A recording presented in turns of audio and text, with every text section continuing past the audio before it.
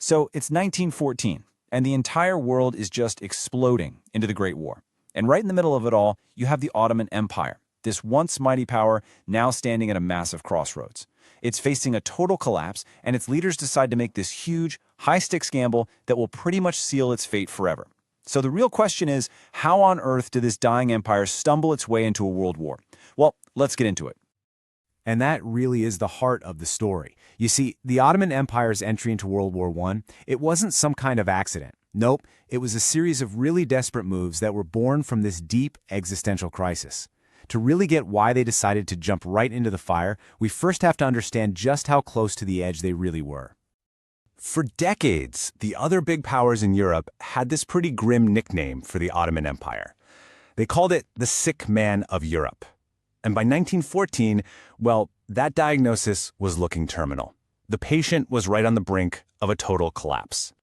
I mean, the empire was dealing with a perfect storm of problems. First off, its territory was shrinking, fast. It had just lost a bunch of wars.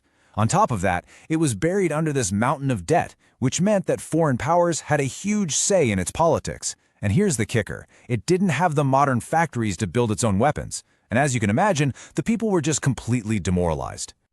So this wasn't just about managing a decline. This was about pure survival.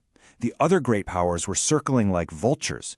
You had Russia, who wanted Istanbul and the Straits for themselves. France was eyeing Syria.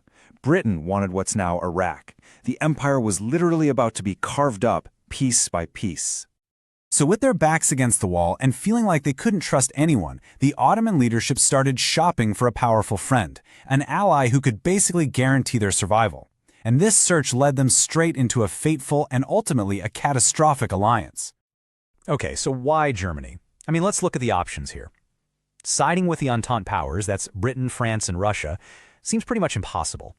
Britain had just flat out seized 2 brand new warships that the Ottomans had already paid for. That was a huge national humiliation.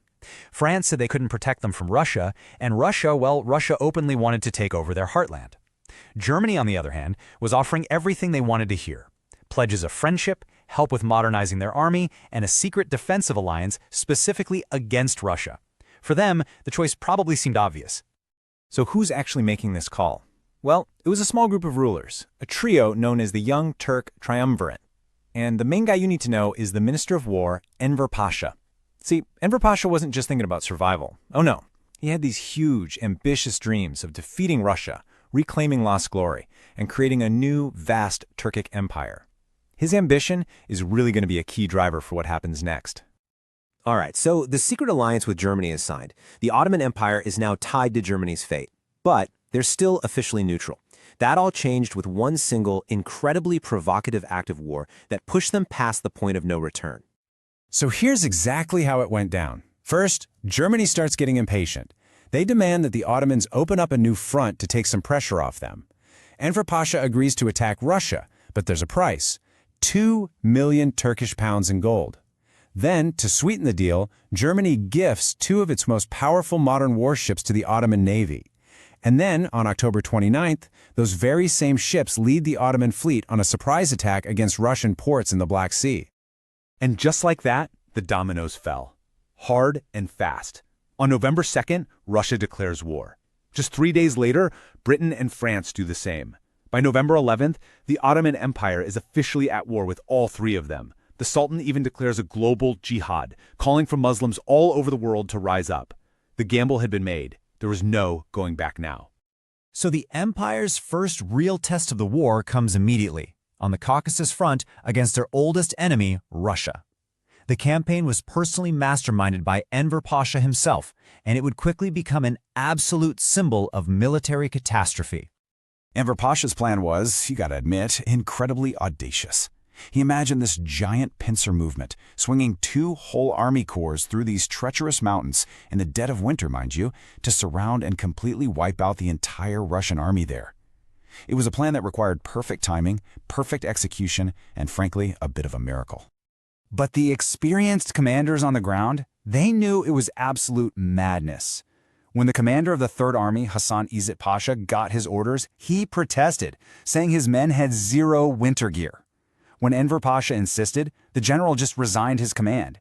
He flat out refused to lead his men into what he saw as certain death.